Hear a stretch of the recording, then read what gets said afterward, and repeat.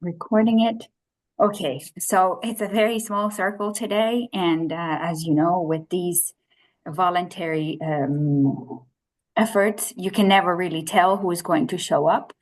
Even if there's a lot of interest, people prioritize according to their Saturdays, and a lot of the people are probably lured out by the sun.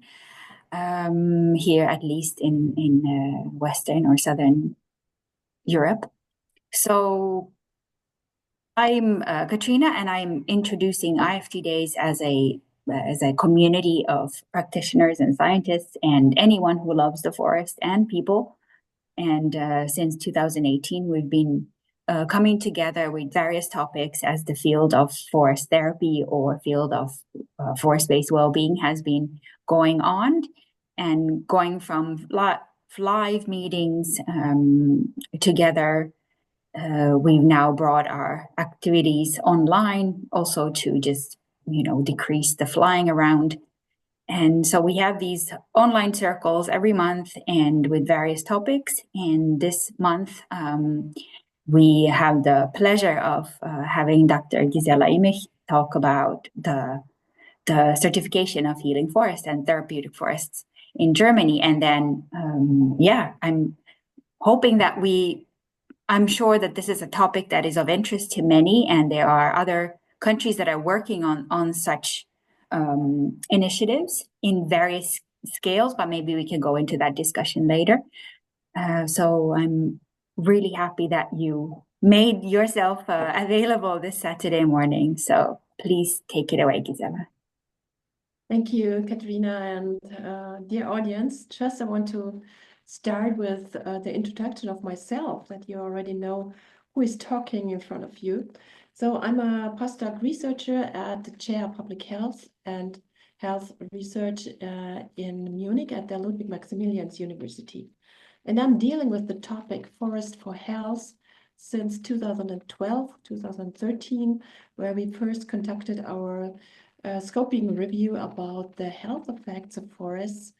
And this was the starting point for myself to go deeper in this topic, in this research focus for myself and also for my later on career. I'm also a teacher, a trainer for preventive forest therapy and also for therapeutic forest therapy. I'm a co-founder of the Competence Center of Forest Medicine and Nature Therapy in Bad Wörishofen, where we conduct since 2019 trainings, professional trainings for the preventive and therapeutic forest bathing or forest therapy interventions. And I'm also conducting research at the Ludwig Maximilian University. Right now, we finalized two randomized controlled trials on forest therapy on male participants they are suffering on low back pain. And this is a treatment in the setting of a rehabilitation program. So it's a three-week program. And nevertheless, I'm also interested in all the topics of nature connectedness, and I'm also advice and counseling health resorts and cities or forest owners to evaluate the forest for becoming a healing or a recreation or therapeutic forest. So I'm also in the topic of health resort medicine, of Kneipp therapy, climatotherapy, thermal water applications, and so on, and also in forest therapy. And I'm combining these natural strategies for different offers, different programs, health tourism programs in all over the world, nearly. So my topic today is a very important topic in our country, because in Germany we right now have 3 different certification types to evaluate and to designate cure and healing forests. So just let me share my slides, sorry.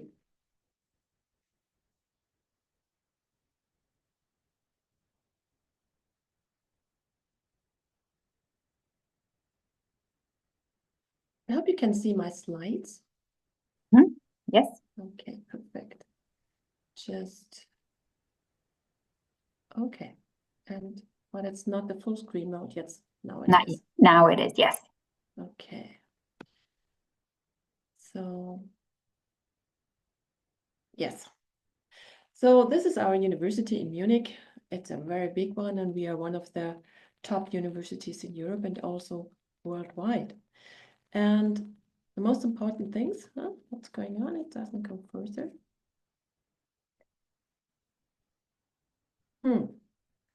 What's the problem? Hmm.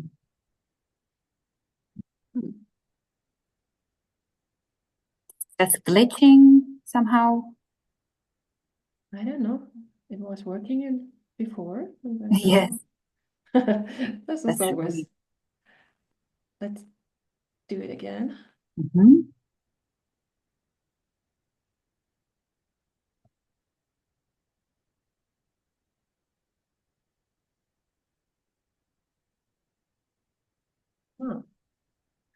Oh, now it's working. Okay. So right now, this was a research project we have conducted from 2019 until 2022. And the reason was that the Ministry of Economics wants to build up a new approach in the health resorts destination in Bavaria. And so this research project was highly important for all health resorts in Bavaria. And we offered this program to all our 46 health resorts destination with the higher level qualifications, and at least 15 different project partners could be recruited for this project. You can see here the red dots. This is the county of Bavaria. And so it's mostly in the northern, in the eastern, and also in the southern parts of Bavaria. And so we have a lot of different kind of forest structures in these areas. So there are some low-level forests, there are more state forest or private forests, and also community forests. So we have different ownerships available in this project, and also different altitudes of the forest where they located. So this was also a little bit challenging. It's really interesting why it doesn't go further. Hmm. I have no idea. Yeah, sometimes it gets stuck. And did you try the, yeah, I'm sure you did, the just arrows and Yeah, no, I did, but it doesn't work. maybe we can try just on the PowerPoint, so that you skip from slide to slide there. Perhaps it doesn't get stuck then. Yes, let me check. Good idea. First, it's still, let me check.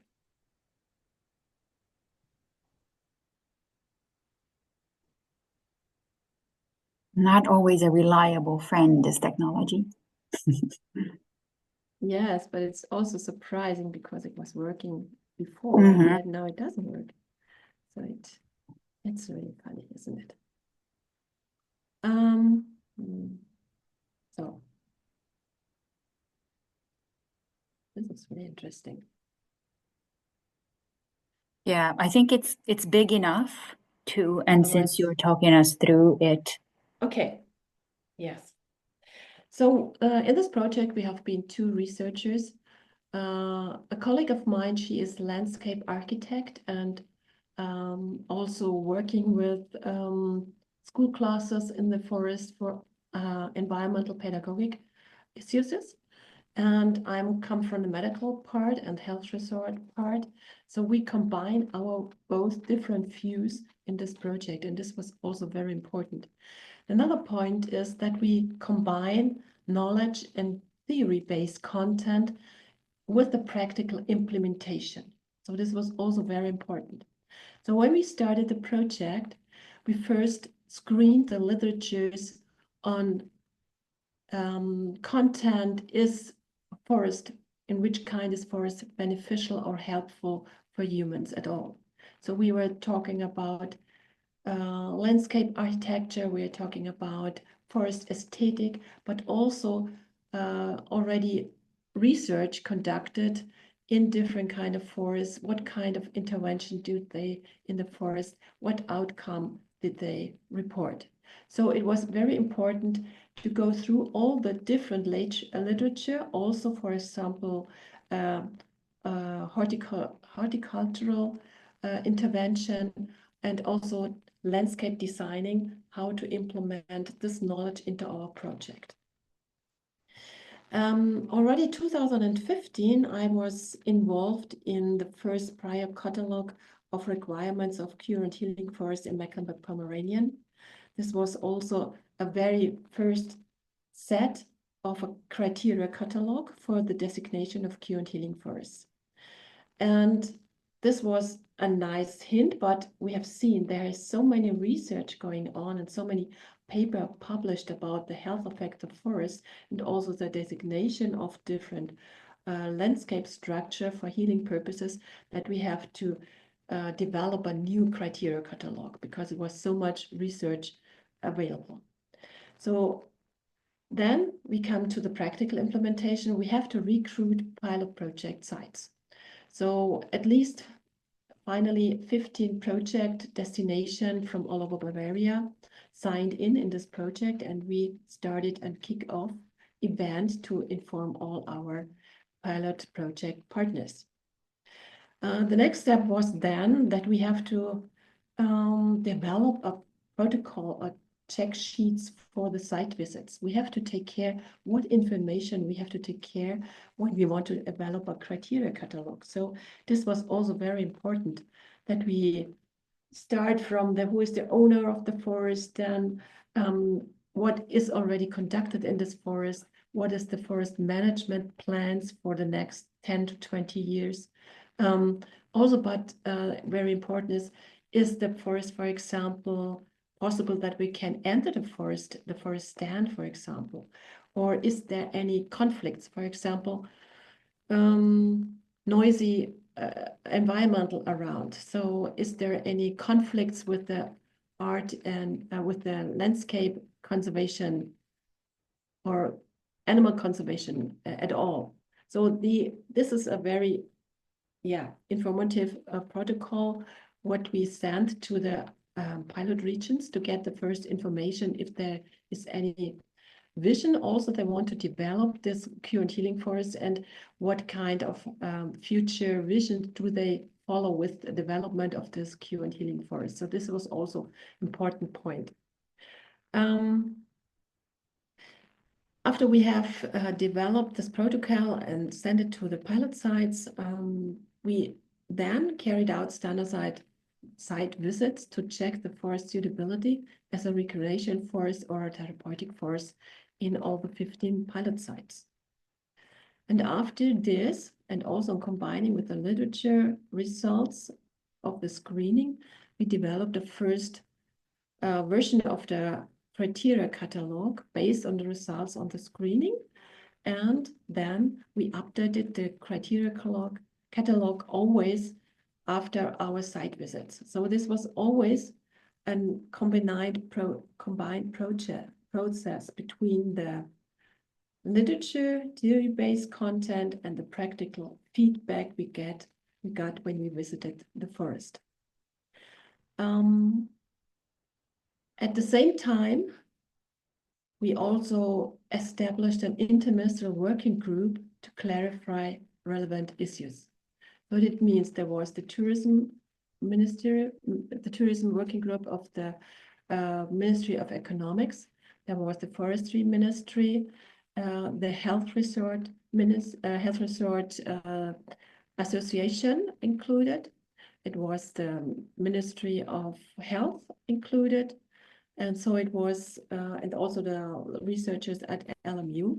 And this was very important to bring all the different perspectives and also clarify certain laws, for example, the contract which we use or which we have to develop using a forest as a therapeutic forest, for example. So it's also legal regulations necessary in this project. And also we always have a direct information exchange between the project team and all the pilot sites. After that, we collected all the relevant results, and we have seen that it is important that we include a professional training for this development of cure and healing forests, because it's not at all just certify a cure and healing forest. You also have to take care that you have professionals who are working in the certification, in the certificated healing forest. And we focused on two kind of trainings. One is a professional training for forest bathing, I would say. I mean, for forest health trainers, it's a preventive setting and it's not therapeutic issues at all. And the other one is a professional training for forest therapists. These are mainly health, medical educated people. Can be a nurse, can be a doctor, a psychologist, can be a sports scientist, a physiotherapist, and they go deeper in the development of forest or nature-based forest therapy approaches. So they learn, and both of them learn how the forest is health preventive and also in some kinds of also therapeutic important. But most important is that they adapt their own ability and their base in their primary job to adapt the forest into their clinical setting, for example. And last, in 2022, we have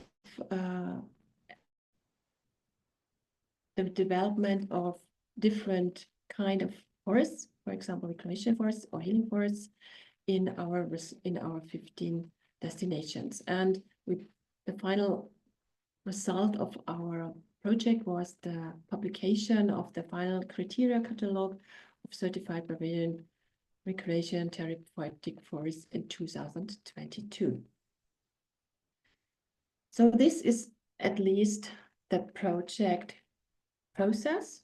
And what we also did, we differentiated both the recreation forest and the therapeutic forest.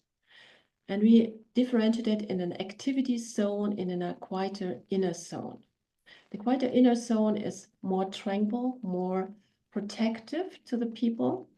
And the activity zone, it can be a little bit more loud there. We can activities, we can have body-mind exercises, we can endurance capacity training there, we can horticultural activities there, we can communication to each other. In comparison, the quiet zone is more the zone for mindfulness-based activities, which are more calm and relaxational and not compared or not included any noise emitting activities.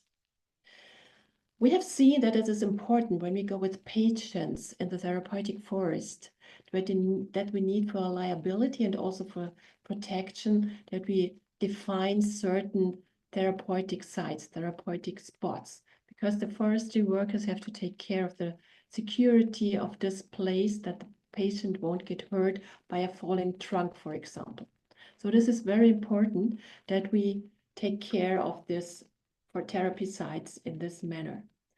And our forests have the sizes from 6 to over 100 hectares.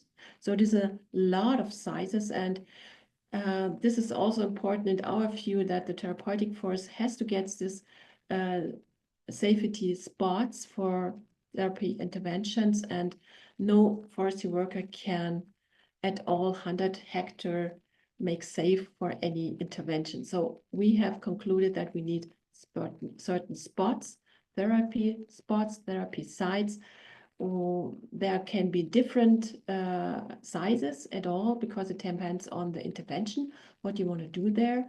So this is also an important research we conducted in our research. But what is the forest criteria catalog for recreation therapeutic forests in detail? So we differentiate between the recreation forest and the therapeutic forest. They have certain topics in common. First of all, in both we have a rest and activity zone. And additionally, in the therapeutic forest zone, therapeutic forest, we have also the therapy sites. But the general criteria of the forest, like a forest size, the accessibility, the topography, the size, the steepness or the flatness of the terrain, is nearly equal. The tranquility, the calmness of the forest, especially the air purity in the forest, are very relevant for the general criteria. And we have on this, we have a differentiated rating scale, how we rate accessibility, topography, tranquility, for example. Also, we have to define specific forest criteria. So we were looking at the tree population, the forest floor, also the topography more in detail, also special features. And we are also looking up for forest sensory rooms. This term sensory room was already implemented by Ulrika Siegsdotter in the Healing Forest in Octavia in Denmark. And this, for me, a very beautiful concept to describe the biodiversity and the different, the forest aesthetic of a forest. We are also taking care of the forest environment. So is there any noise polluting or noise polluting area around? So we have to buffer this area, for example. Also, forest management is important. We have 3 different kind of forest owners, and they also have to agree that we use the forest in a more different way, so that timber producing is not the main issue in recreational and therapeutic forests. But you have to get the agreement of the people, and this is not very easy. Especially in Bavaria, we have very parceled, a very small parcel of forest owners, and 56% of our forest belongs to private owners. So this is quite difficult to find forests when we have at least 30 different owners for 6-hectare forest. You can imagine it's not so easy. We also have to look at the infrastructure, which kind of road or path network or buildings are available in the forest. When we are talking about the forest in the therapeutic sense, then we also need road and path networks, infrastructure facilities. Maybe it depends on the intervention you want to do in the forest. For example, when you want to do some sport or exercise movements, maybe you need some facilities there, or you need a small hut where you can store some logs or intervention material you need for your patient group. What also important is the rescue concept for emergency. How can you get off with your patient in a very short and fast way back to the hospital, for example, if something is happening to your patient group? So let's just describe what we are doing in our quiet zone or our activity zone. So in a recreation forest, we are doing a decelerating forest health training with a preventive manner. So we also conduct preventive climatotherapy there. In the activity zone, we can also do body-mind medicine, climatotherapy, sports exercise, breathing therapy, sensomotory training, as well as knife therapy application. So it's mainly cold water application if you have a steam available or lake. In the therapeutic forest, we have a lot of more possibilities.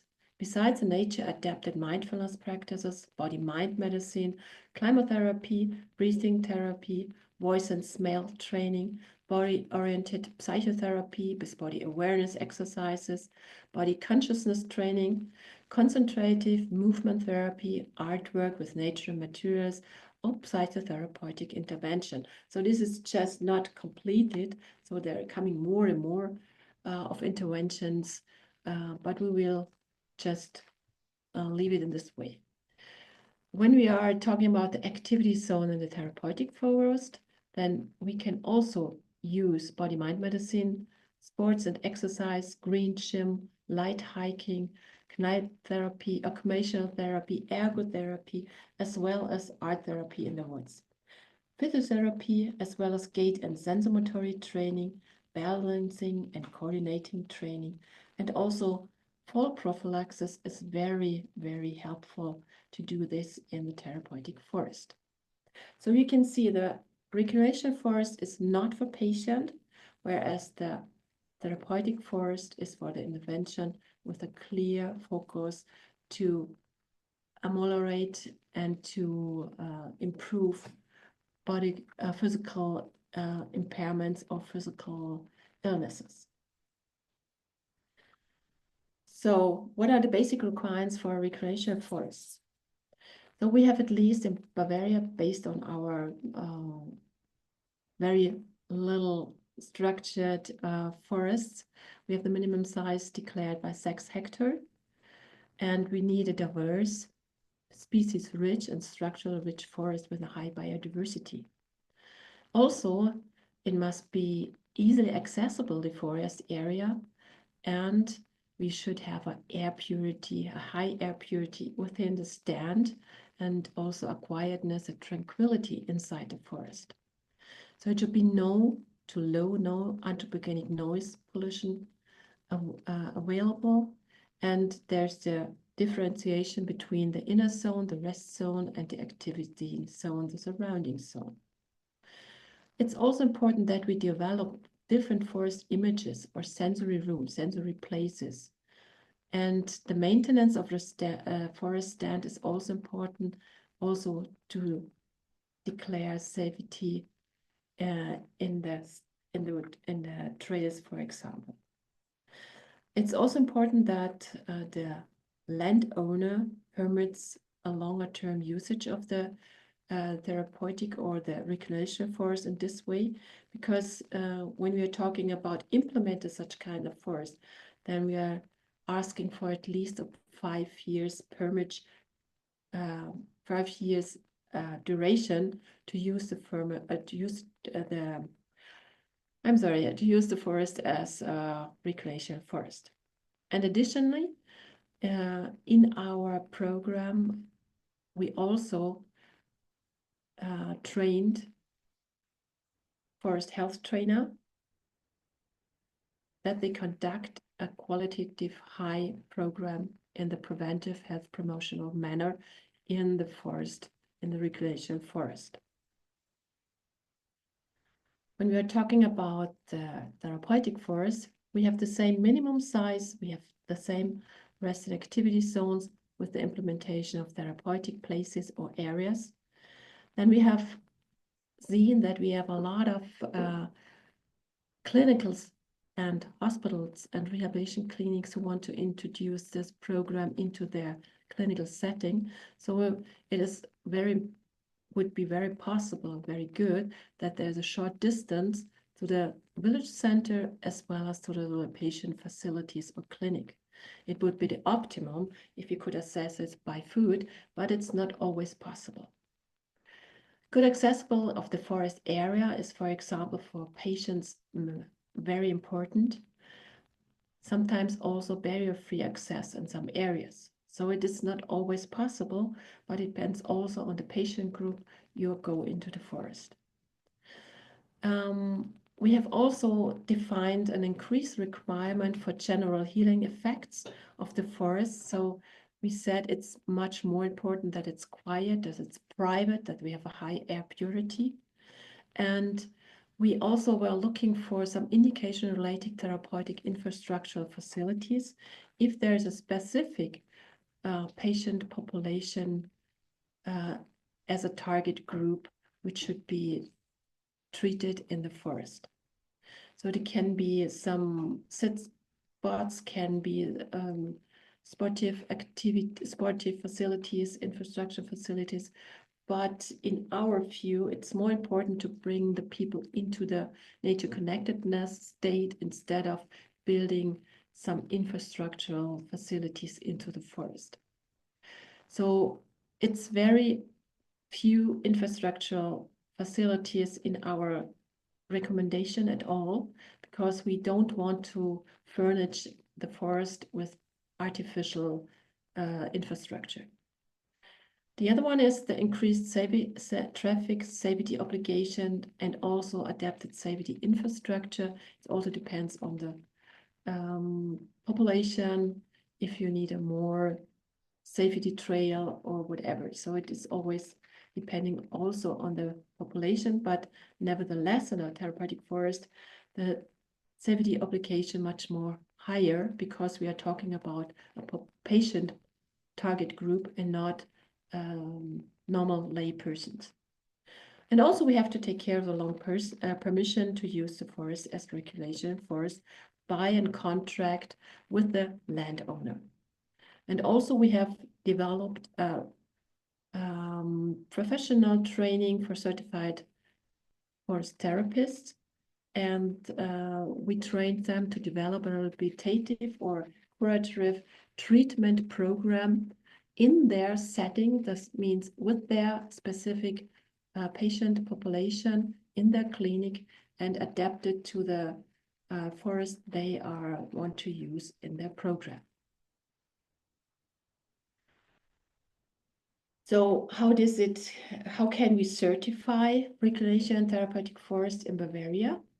And we also have to take care of a designation process. So we don't have anything at all.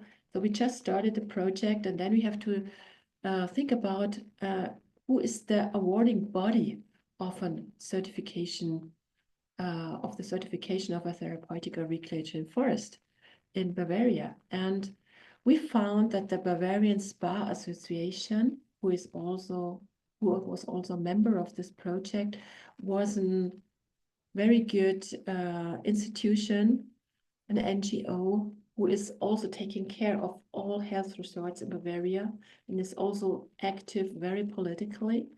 So we decided this will be a good possibility that they will be the awarding body.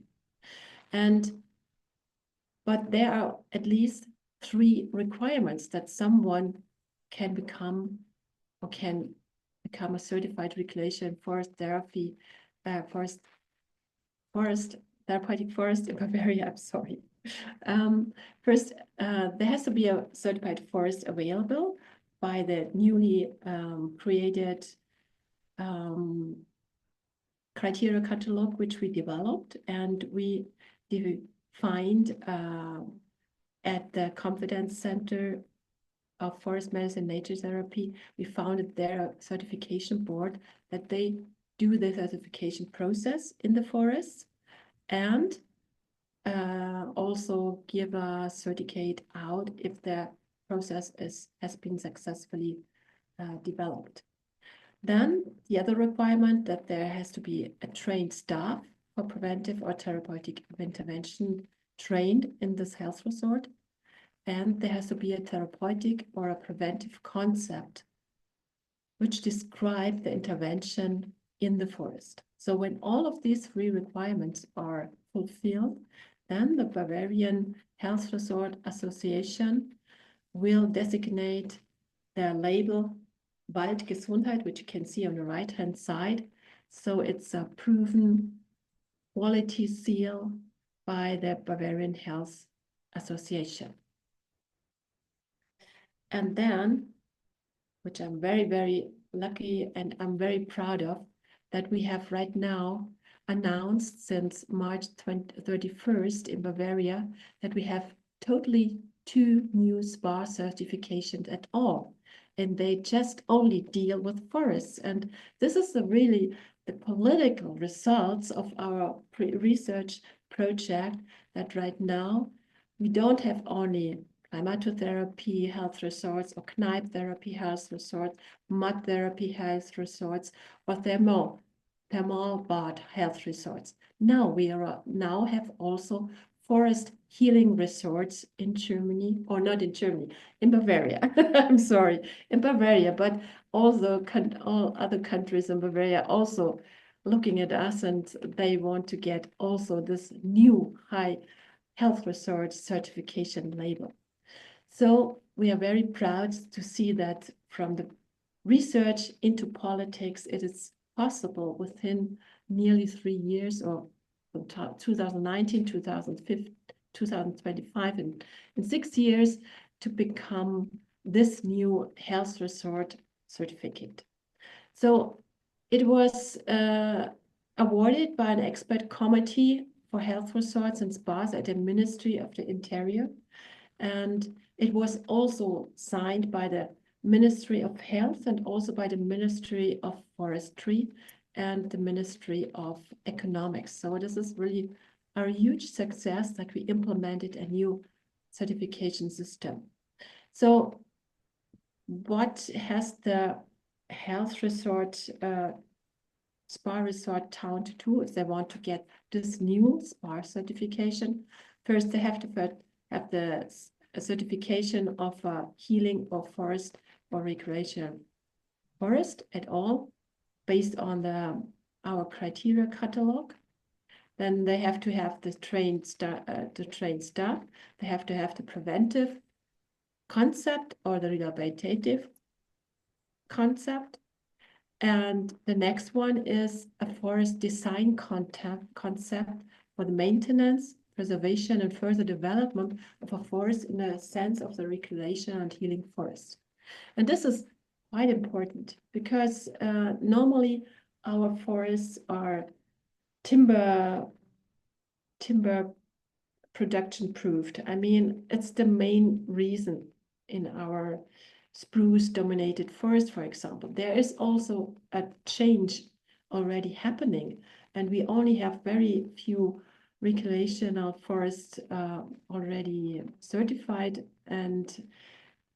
but we have to take care of it, because it also happened that, for example, in one forest destination where we have certified a recreation forest, the owner just cut it half of the forest because he was not aware that they have to take care in a different manner as he was thinking about. And this is also a problem that we also have to face the climate change. We also have to face right now the drought. It's very, very dry right now in the forest, and this will get more and more worse. And we will see that we have to take care of this in a more and more sustainable manner. And additionally, if you want to become a healing forest spa center or spa town, that you also have to take care of all the general and specific health resort requirements if you want to start from zero, if you're not already a health resort proven destination. So this is a long way, because you have to take care of the medical infrastructure, of the hotels, the spa infrastructure. You have to collect over 1 year the air samples, and to prove the air quality, the reduction of the anthropogen harmful substances in the air, and you also have to prove a noise reduction and so on. But this is not important if you have already an certification status of a health resort at all. So we have 46 high quality health resorts in Bavaria at all. These are the highest levels. So we have 3 ratings levels, from low, medium to highest. And from these 46 have already 15 right now approved by a healing and therapeutic forest and a recreation forest in this project. And we will see how many of them will go the way to become a new certificate in their spa level. And I think we have already heard that some of them are just starting to qualify for this new certificate. Yes, this was my information about our project and about our news, what is happening in Bavaria. So this is an approach will gain more and more interest. Also abroad Germany, people are asking about the possibility to do this in other countries, to implement forest therapy and forest recreational and forest therapeutic approaches in their countries. And it's good to see, but it's also sometimes very difficult because the conditions are different, the forests are different, the landowners are different, the climate situation is different, and the population and whatever.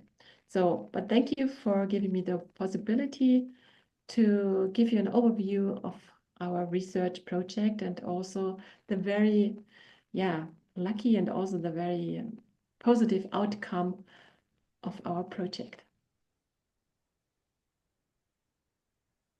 Thank you very much. I don't know how do you do the applause in a virtual world, but I would like to give an applause. It's very interesting, super inspiring, and also thank you for being the example in this, really experimenting in how to take this forward. Hi, Ilse, and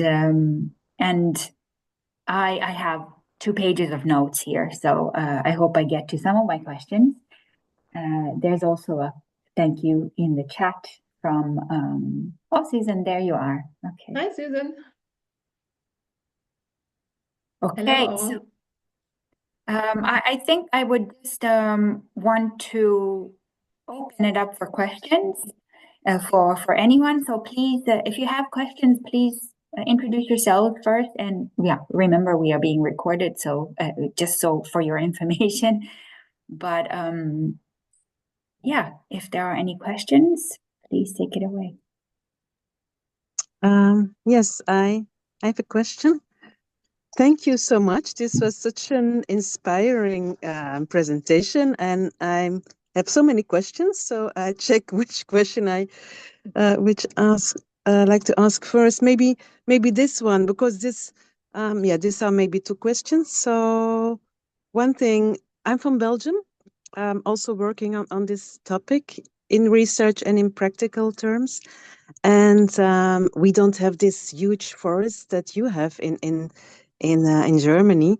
So I was thinking, wow, would it also be possible in other places, this kind of therapy, when you don't have this kind of quiet spaces like this? And the other thing is, do people can go in this? Oh, sorry, it's very noisy here. Do people can enter this kind of forest when they just go there for walking in quietness, or do they also always have to go in this kind of a therapeutical way? Is it always in a program like this? If they enter, can they enter just on themselves or not? Yes, These are one of the 2 questions. no problem. Thanks a lot. Thank you, Ilse.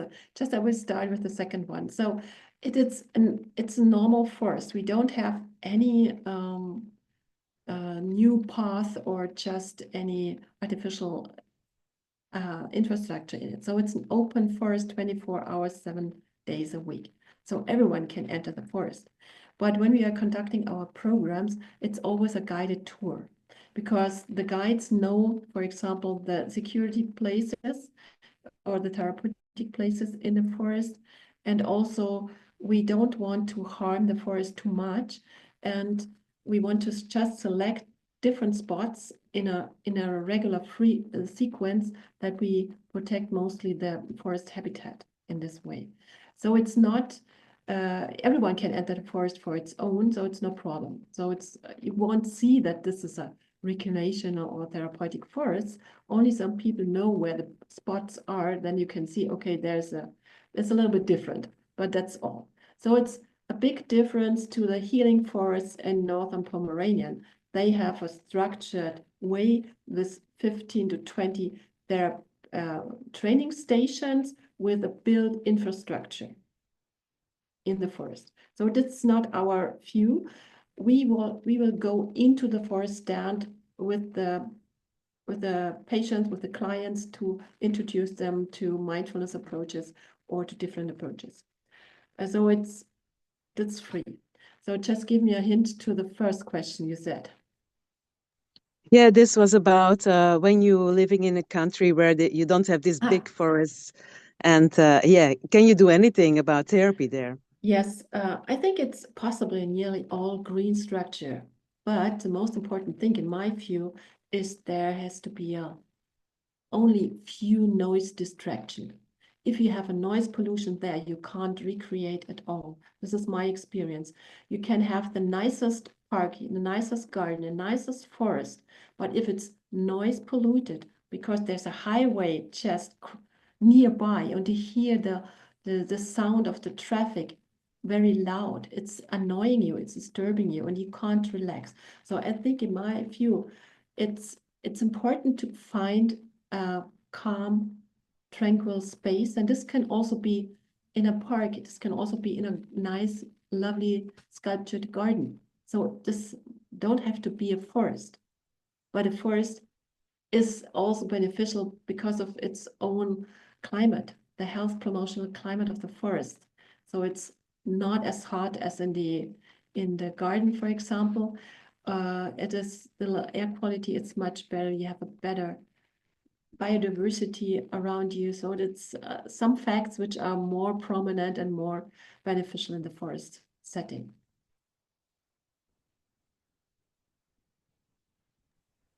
Thanks. We like to hear that about the forests here at IFTDays. Thanks for that. Ilse, did you have another question still? I do have another question, but I just wait maybe other people, and then I ask more. Okay. Let's see in the chat as well. Okay. Susan, did you have a question?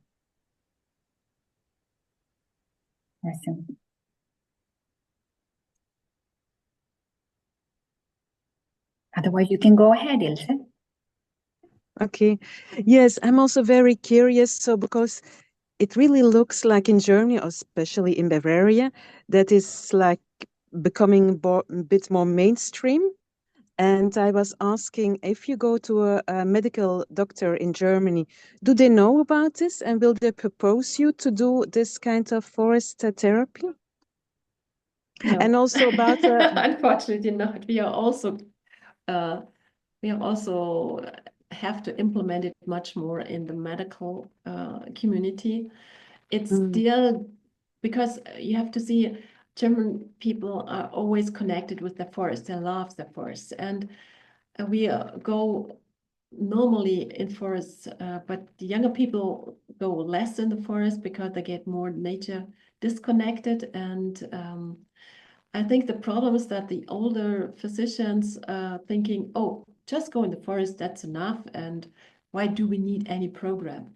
So this is also a fact that we have to translate the program and the efficacy of the program and the benefits of the programs to lay people, to stress persons, to also different interventions for patients which we need to deal with stress or with certain bodily problems, for example.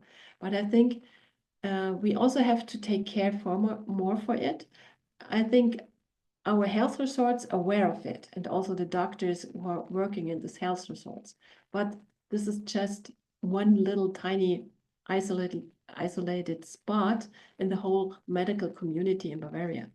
But we are doing more and more, and there are also projects more and more conducted to research also biodiversity and health. And so it's getting more and more in the awareness also of the physicians. But we have to talk more, we have to do more to bring it on their tables, on that they deal with it, and then that they can see there's a benefit for the health, for mental health, for physical health too.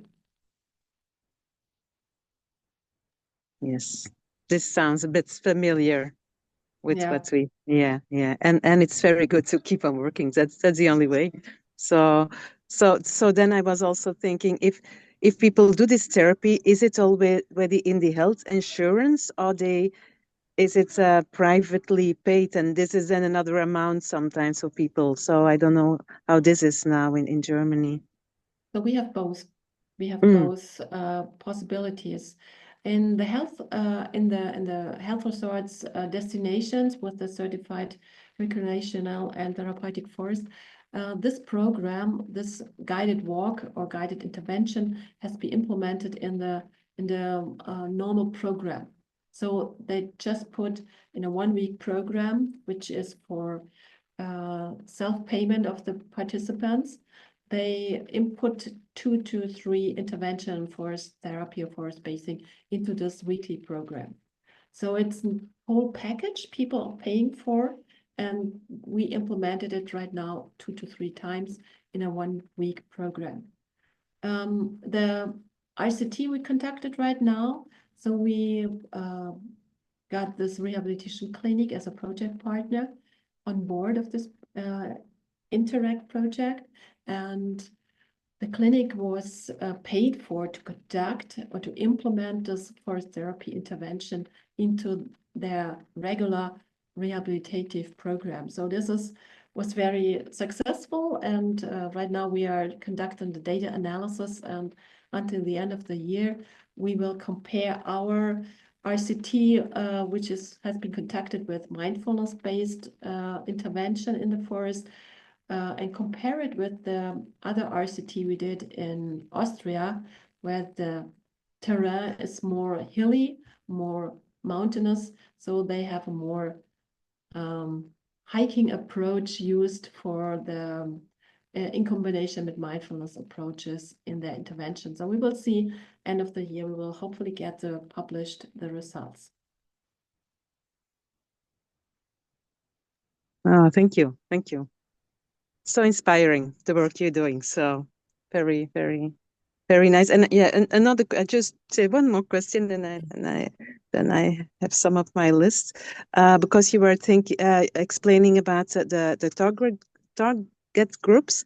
And my question is, who are these people? Is this a combination of people, or can it be really people like people problem with depression, for example, are going together, and people with another topic going together, or is it a mixture of people? Generally, when we are talking about the rehabilitative content,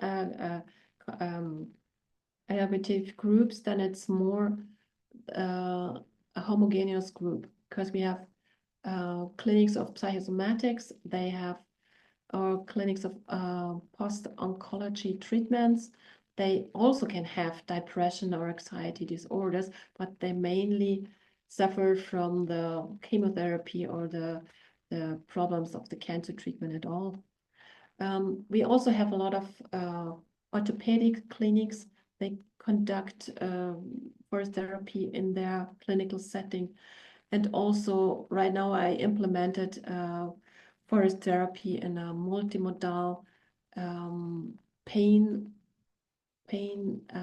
treatment in a clinic here in Munich. And this is a mixture. For example, this target group, because they all have pain in different locations, maybe on the back, maybe on the hand, maybe on the feet, on the foot, and they also have certain mostly depressive tendencies, I would say, because pain is also a life quality killer at all, because you all have a lot of problems with this. But forest therapy works perfect and very good approach to deal with the pain at all. What I realized with the patient group, and this was very, very important result I've gained from this experiment with this patient population.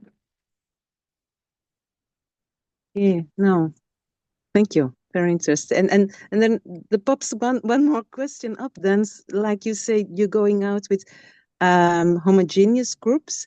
Then I can imagine that for these people being out in the forest, like a safe space, it's also a space where you can have some sharings about life and about experience that they share with these people. Is this also part of this therapy, to have the sharings, like connection within the group? Yeah, it's very, very important to share their own experiences, because in my view, it's very important that the people connect more with their own feelings, with their own perception, with their own reality and truth. And it's also important to see the diversity of perceptions. And therefore, I always conducted, nearly always after each invitation or exercise we do, always a sharing cycle, because it's important for me to know each other better, to know all the diversity, how people perceiving nature. It's very important. And also enriching for the group too.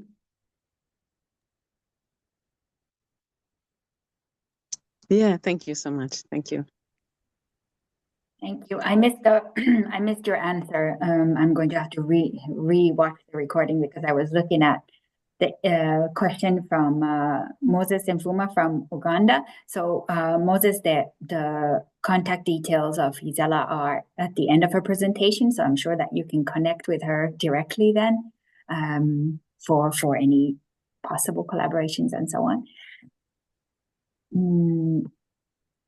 Thanks for the questions, Ilse. That was you answered some of mine, or you had you asked some of mine. I was wondering, because you were talking about the air quality measurements and so on, that I'm imagining that this is quite of a long process to really estimate the quality of a forest. Is that true? Because you talked about going there different times and so on. So.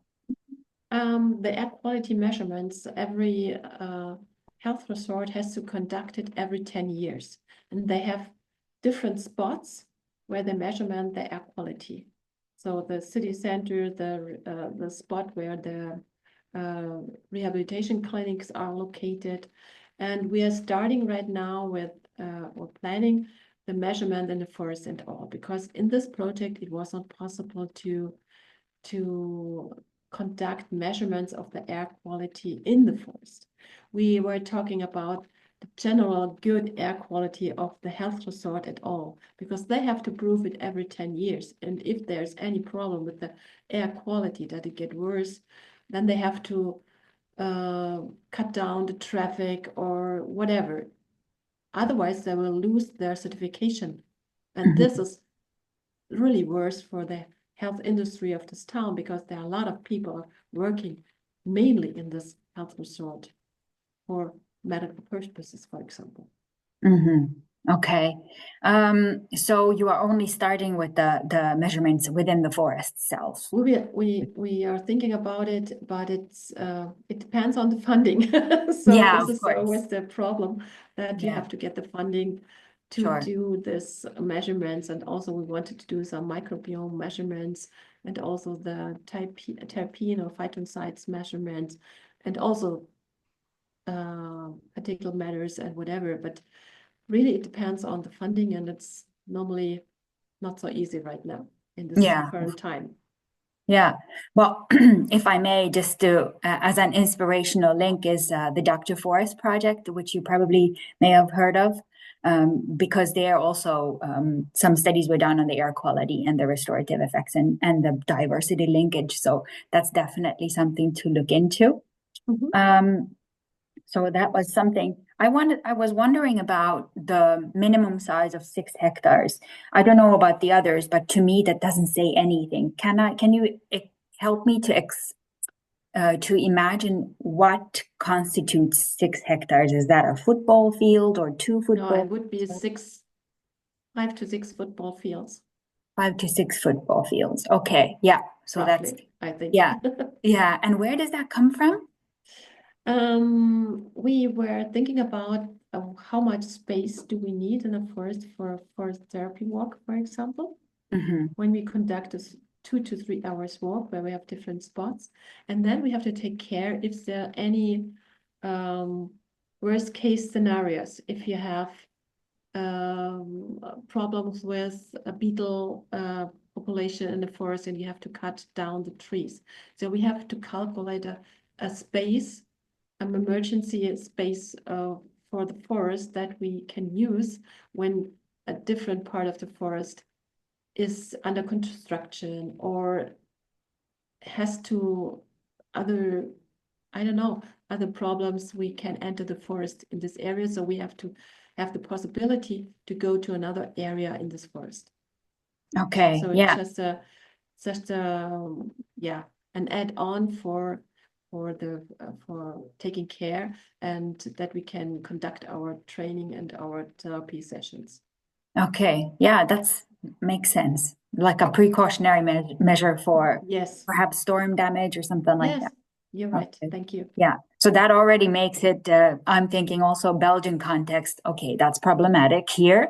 But then Finnish context, because I'm always having foot in one and the other. So Finnish context, that's much easier than two. Then I had another question, if I may, and I'm inviting the others also to maybe write it already in the chat so you won't forget. About the, you said that 56% are privately owned forests. So, did I understand correctly that sometimes these healing forests also overlap with the private forest owners or are there Yes. on their land? So, what is it that they gain from their certification? It depends on the agreement they owned. So sometimes they will get a monetary refund that we can use the forest. Sometimes it's just a handshake between the user and the owner. So it's really variable. It depends on the people. Yeah, yeah, yeah. I can For imagine. example, Sorry, go ahead. when we are talking about the state forest, then we have a specific contract, and we have to, the user of the healing forest, they have to pay a certain amount of money to use this forest as a healing forest, for example. And also there are agreements about the forest management in Okay. this contract. Okay. There's and now I'm again adding inspiration. Perhaps it's interesting. In Finland, they do a lot of research also on the forest relationship. So next to nature connection or nature relatedness, we talk about forest relationships, and so there, it's really changing also the relationship that forest owners have to the forest. So I can imagine that there are a lot of forest owners who might just be really happy with the handshake because it changes so it doesn't have to have monetary, that money does not have to play a role there, which is, I think, wonderful news. but yeah, so that's also something that perhaps might be interesting to look into. Yeah, are there any other questions? Otherwise, I continue with mine.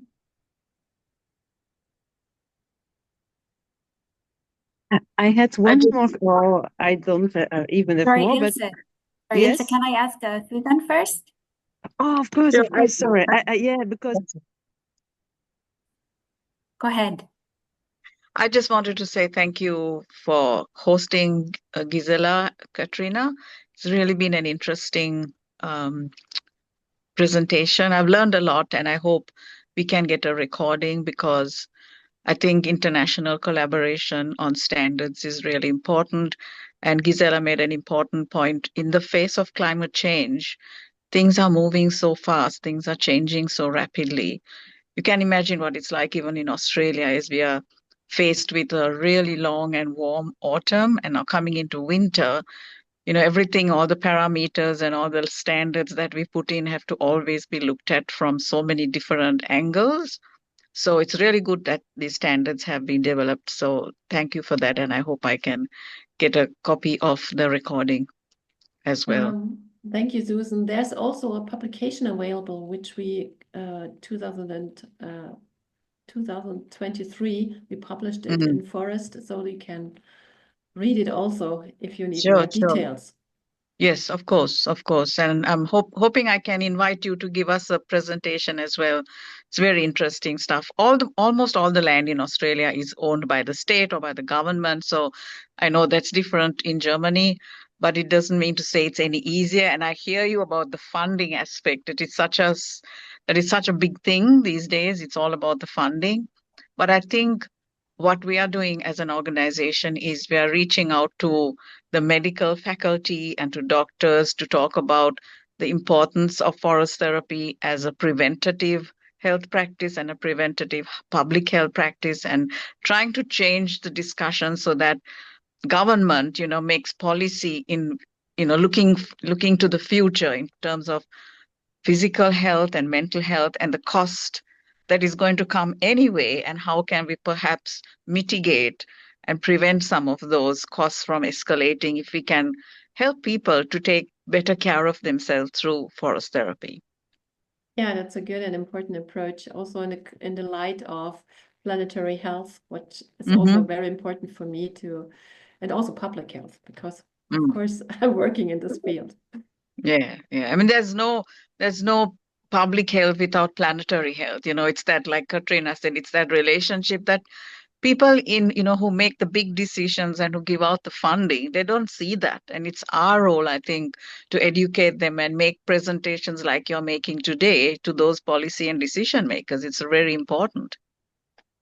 I can understand your point, but when I've seen all the other forestry aspects, then they are taking much more care. For example, the Ministry of Forestry and Agriculture, how they can protect and care about their trees in the upcoming climate change. So Mm, it's a different focus. And also when I see right now a new government in Germany, there's nearly or barely any climate aspect in their governmental mm, paper, their sheet they were, well, in the coalition paper right now. This is really mm, so different from the reality in my view. And this is mm. also a problem. Yes, yes. I mean, we know where it comes from. We know where it's filtering from. And it's affecting even Australian politics. And that's why a lot of the younger people are standing up and saying, no, we don't want that anymore. We have to look, because we are inheriting the problems that you leave behind with your lack of decision making and lack of Mm. foresight. So Yeah. we're coming up to federal elections next month. So we are using the platform to educate young people and hopefully create a change. We can only Yeah. do as much. So research like what you're doing and the standards that you proposed and the publications make a difference.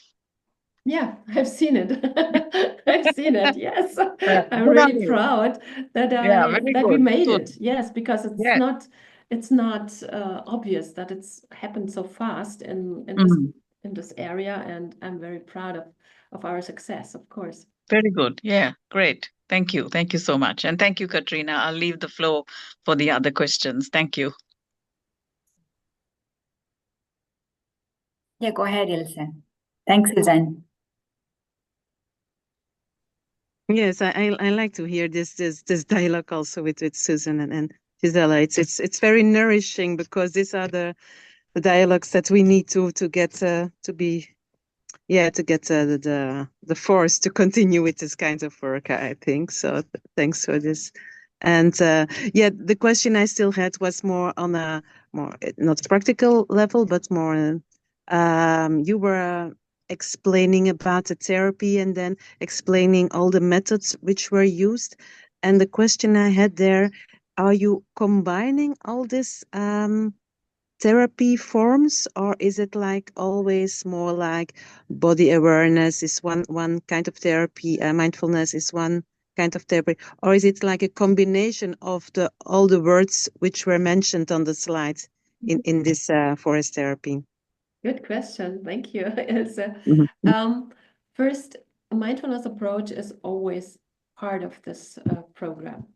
But the whole content of the program depends on the indication of the patient. So what therapeutic intervention does he need? For example, if you have someone who has cardiovascular problems and he is in a rehabilitation after a stroke or heart attack, then he has to become a more physical endurance, then he gets more physical endurance training. But we can complete it, complement it with the mindfulness approach.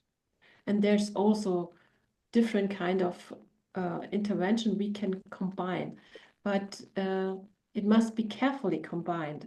It must be really specific for the patient population, which is important. So I wouldn't use art or physiotherapy, for example, in psychotic populations. I wouldn't use it. So Yes. it really has to be appropriate to the client, to the patient I'm treating.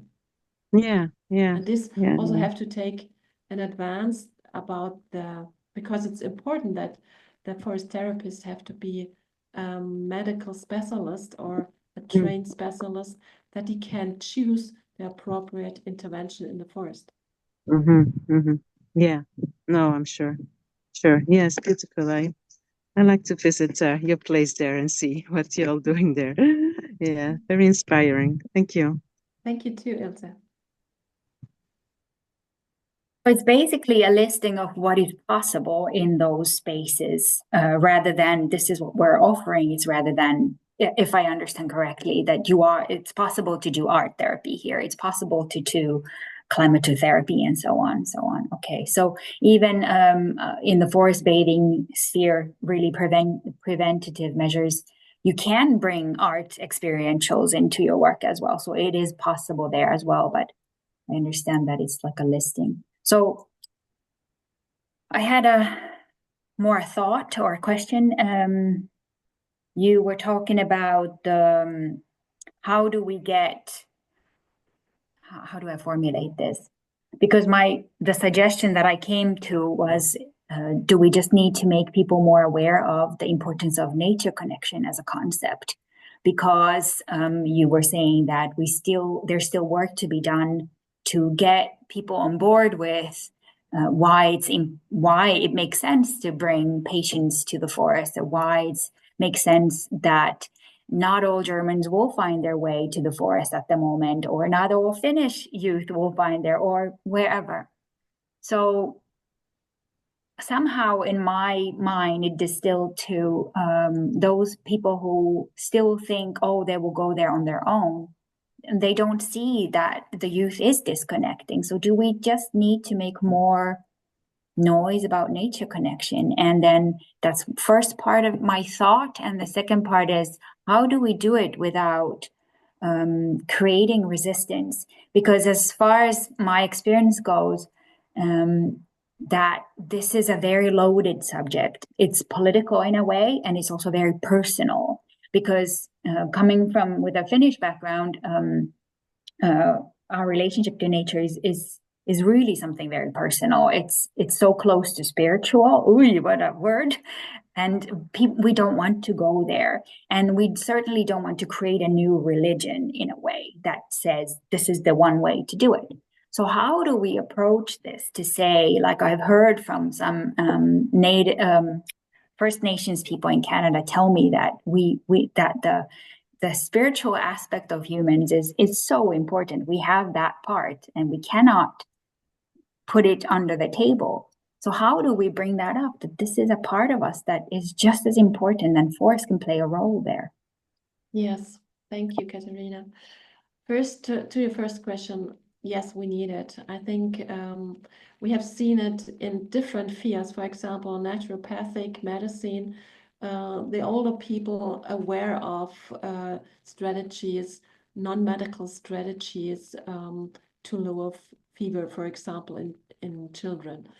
The younger parents don't know it at all, and there's also a lot of loss of nature awareness, nature knowledge we have seen in society, and also facing the digital development, and also the overload with all this information we can reach daily per minute on our screen. This is also hindering people go outside to follow their natural instinct, I would say. And also depends on the area children growing up. If the parents go outside, go in nature with their children, it makes a huge difference instead of looking at the screen indoors. Just it's nature too, but it's a different. We have to find innovative, modern inspiration to use nature as an experience room. And I know when I'm talking about adults, we can't, or the youth, not the adults, the youth with 12 to 16 years, we can't attract them for forest bathing. We have to find a more innovative, a more action-based program, for example, a hiking program or whatever, with some spots of mindfulness. And also, we can use different approaches to bring people back to nature. I heard a very inspiring talk by Piotr in Trichanowski in Lithuania last year about therapeutic ornithology. So we can also bring people back with different concepts to nature. And for me, nature connectedness is really health promoting aspect. And we should definitely use it and implement it in every program we are developing. So that's very important. Yeah, it's also a transformative approach with nature connectedness, in my view, to transform the personal perception to nature, the group perception when I go with a group in the forest, and also could lead to a societal change, transformation to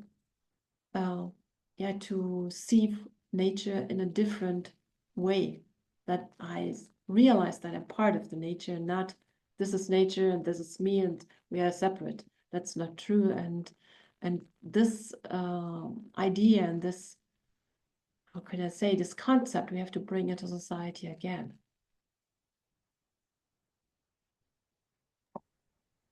Thank you for wording that. It's in spaces like this, it's very important to, we all know this, but it's nice to hear it worded in other words.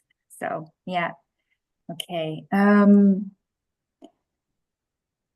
I am still welcoming new questions. We still have about 9 minutes, and then we're going to close. And we have been joined by a new person. So welcome. We're at the last minute, but you will get the recording after. So do you have still something, Ilse? Or Susan, Moses?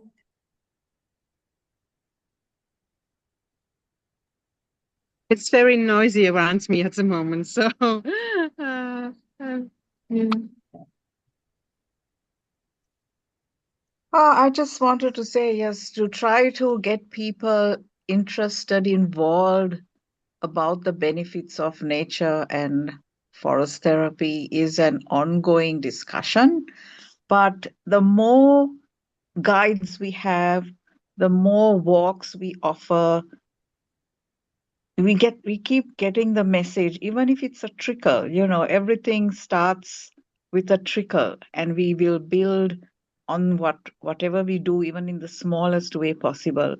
And this is what I tell my guides as well. Never give up on the journey that you have taken. And do it. Like just this morning, I had a walk in the Botanic Gardens where I live, and I had just two people sign up. There are some days I have 10, some days I have 8, but I never turn away and say, I don't have enough people to make this worth my while. And when I got to the gates, there was a gentleman standing there, and he just poured his heart out to me and telling me how he suffers from PTSD and he finds it really hard to slow down. And I did not book, but can I join the walk? And I said, yes, of course, please join us. And it's so delightful to do this work, to see the changes we are making. And he said, Susan, can I come every month? I said, of course you can every month, because that's what we are doing. We are not going to change the world in one go. Anything that has ever made a change in the history of mankind has started with one person doing something for someone else. The world is so lacking in kindness, in humanity, and this is the work we're doing. It's really important that we keep focus. We see big pictures in our mind, but it all starts with one person. I always share what I've learned about forest therapy, how I was so into hiking and being very sportive, but when I slowed down in nature, how that changed me and how that changed my way of being in the world. So we have to make every effort in whichever way we can and whichever opportunity is presented to us to make those changes, to keep going. And this is why, things like Gisela is doing, Katrina is doing, we are doing. We're all trying to make a difference, you know and I think that's a really important message. So if you speak to a person on the street, if you speak to a politician, if you speak to a local state government person, use every platform, every opportunity to speak about the work we do and how it can transform lives, and we will make a difference. Yes, I totally agree, Susan. All the participants I have trained, they do such a great work, and they disseminate our wordings, our wishes, our transformative potential to society. And for me, what we are doing is just a grassroots movement that we're changing from the bottom up society by changing this mindset of the people. And this is a very, very important approach. It's a little bit slowly in the beginning, but yeah, it will work in my view. And use the media. I always say journalists today, the ones who will come and write about forest therapy, are typically women. And most of our participants who come to forest therapy are women. I love men, but the women are the ones who write about it, because, you know, it's the way we are built, right? We are more emotional in our attachment to nature. And so I always say, reach out to magazines, reach out to newspapers, get the word out there, because you never know, somebody somewhere or sitting on a plane may read a magazine, and who knows, might be an influencer who can bring you, the kind of platform you need. Yeah, So, that's my approach as well. good idea. Thank you for sharing. Wow, thank you. That was really beautiful words. And Sandy. Hi. Hi. Sorry. I'm sorry to be so late, but I'm so glad that there will be the recording, and I'm glad that I made it. So I just wanted to say hi, and Dr. Immich, ich bin die Dozentin für Jazzgesang an der Musikhochschule München eigentlich. Okay. So Wunderbar. we have been on the phone many years ago, Yes, because I that's do true. some nature walk things there. So I was glad to meet you all, and I'm looking forward to go through the recording afterwards. And all the best for Easter for everybody. Thank you. Thank you. Thank you. Thank you. I wanted Thank to you. just say that I think this is a really, I started saying I was feeling a little disappointed because I felt that there were so many people were enthusiastically reacting to this circle. And I was thinking, oh, what is it going to be? And then in the end, as we were starting, it was very few. But now we are with this small, powerful group. Also, I have to say, Sanni is a musician does everything, but she's also taken us singing in nature with our forest therapy days in 2019, I think it was. So she's also a force of nature in her own kind, as are all of you. So thank you. Thank you for being here today, and let's, all hands on deck. So we are having our hands on the deck now. Thanks so much. And I will put the recording on the IFTDays YouTube channel, and I will share it on our socials and also in the May newsletter. So you will find it there as well, the latest. Thank you so Thank- much, Gisela. Thank And you, everyone. Thank Katrina. you. Thank you, Katrina. Thank you Thank so you. much. Bye. Thank you. Thank Thank you. you. Bye. Bye. Bye-bye. Bye. Thank Bye. you. Bye. Bye. Bye.